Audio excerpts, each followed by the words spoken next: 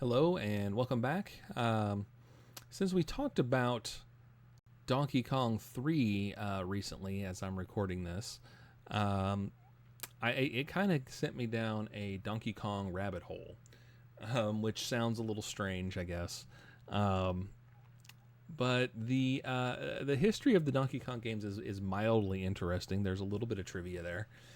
If you do any digging on Donkey Kong, the history of Donkey Kong, you will maybe probably find some information that says that it was originally intended to be a Popeye game, which seems a little strange to think about now because Nintendo doesn't really do licensed games so much. In fact, I'm really having a hard time thinking of any, or licensed other companies' licenses.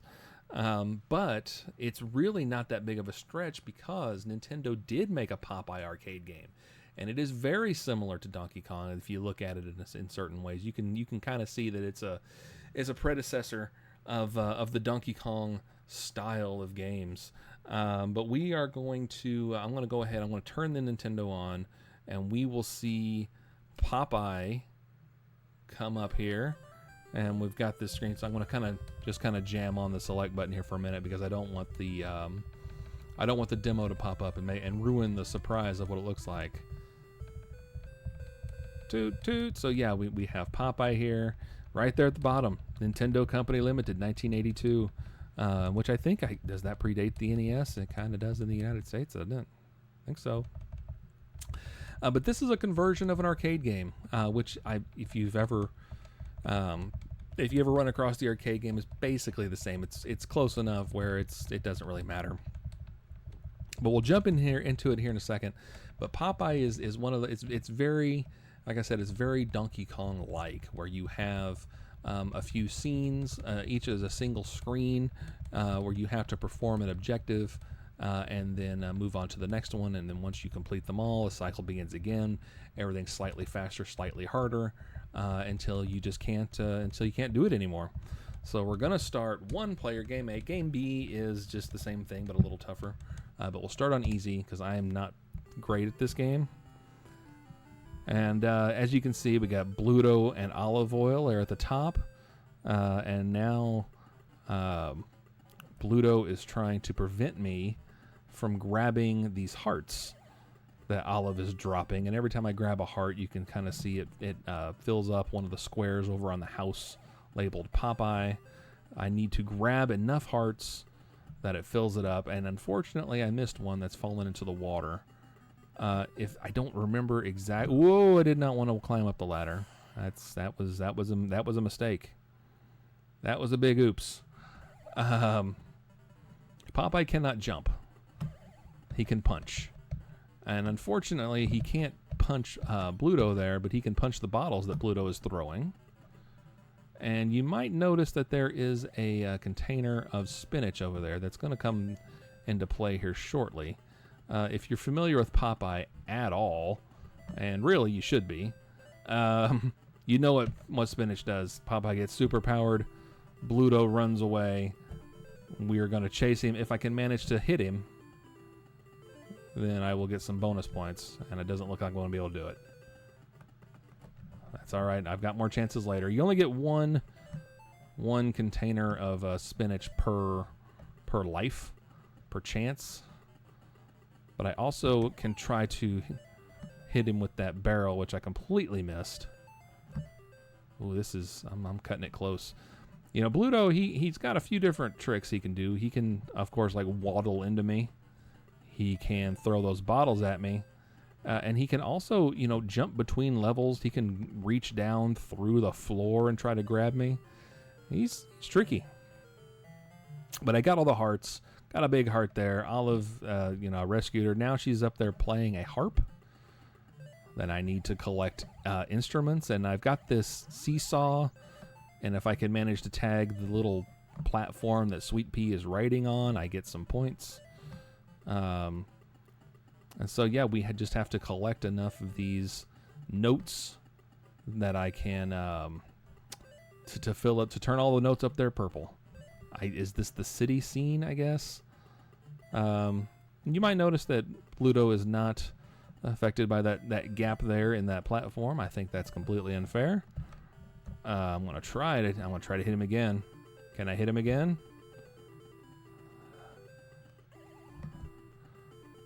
And it doesn't look like I'm able to do it. Oh, I missed.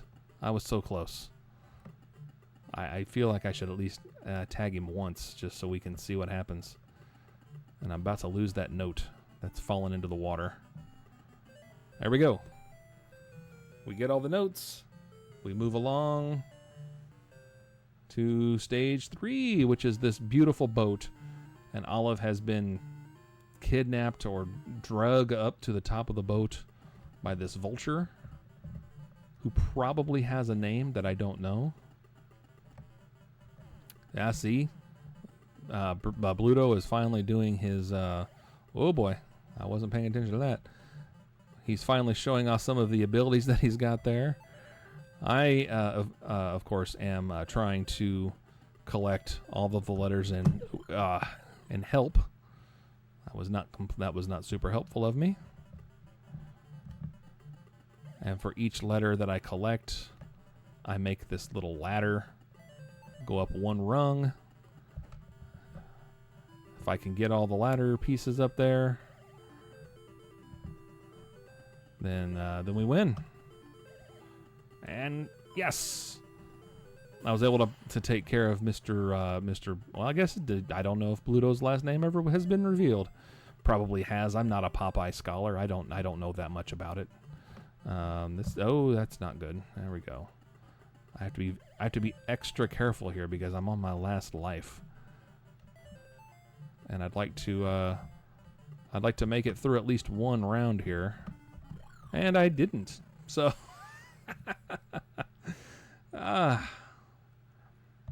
so I guess I'm going to maybe fast forward a little bit here and try this again. So I'll see you on the other side of the fast forward.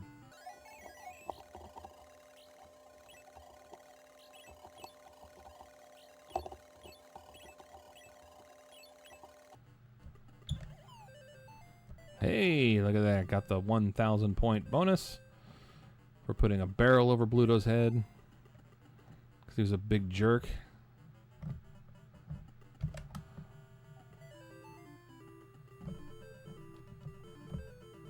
And can I chase him down? Yes, I can. There, I got a double knockout there.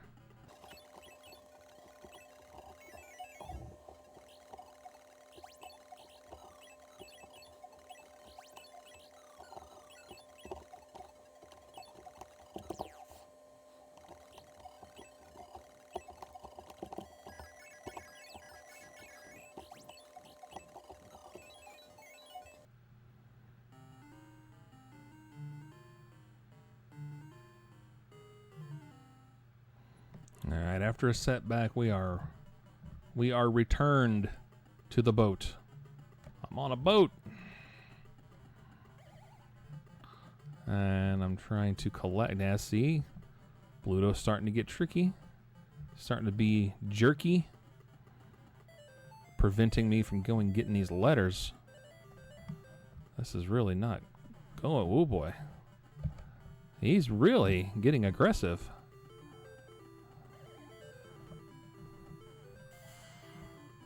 There, and I got the vulture too. I will just take care of everybody. You know, it's a little unfortunate. I can't climb the partial ladder there. But as you can see, I am collecting the letters that spell out help, and I'm using those letters to... oh, that's not good. That's not good. To build a ladder. A ladder that I can rescue Olive Oil. You know, just like in the cartoons. And the comics. I think the comics are still being done. Not by the same person, obviously. He'd have to be 150 years old, but they're still being done by someone, I'm pretty sure. Yeah, there we go. We're doing great. I got an extra life. Everything's wonderful. I keep trying to climb this ladder and I can't do it.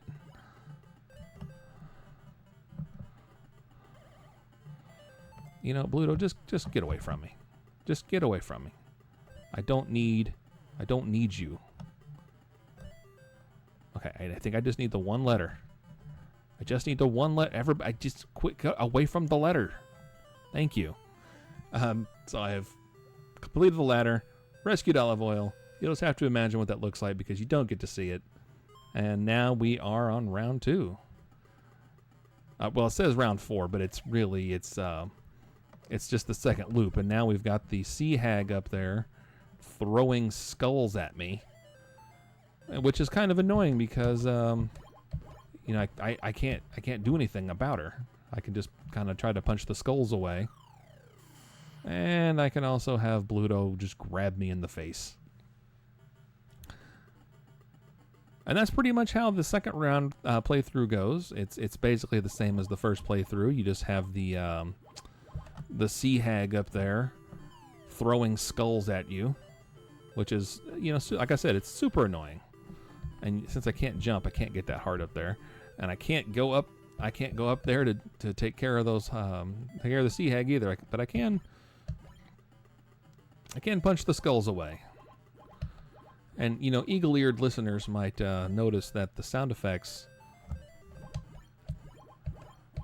from the skulls jumping around down there sound an awful lot like the sounds that the jacks make in Donkey Kong on what is it, 25 meters, 50 meters, whatever the second stage is, the blue one, the stage with the blue girders. So does that lend a little extra credence that this was a Donkey Kong game? Yeah, maybe. Or does it mean that Nintendo has a bunch of sound effects that they just use? I refuse to do any research, so I don't know. But anyway, that's the gist of Popeye. We could play game B, one player game B, but it's the same as the game A, with the exception that you start off with the sea hag bothering you by throwing skulls at you. And so that's basically that's Popeye. At least the NES version of him. Anyway, so I appreciate you coming along for the ride, and I'll see you next time.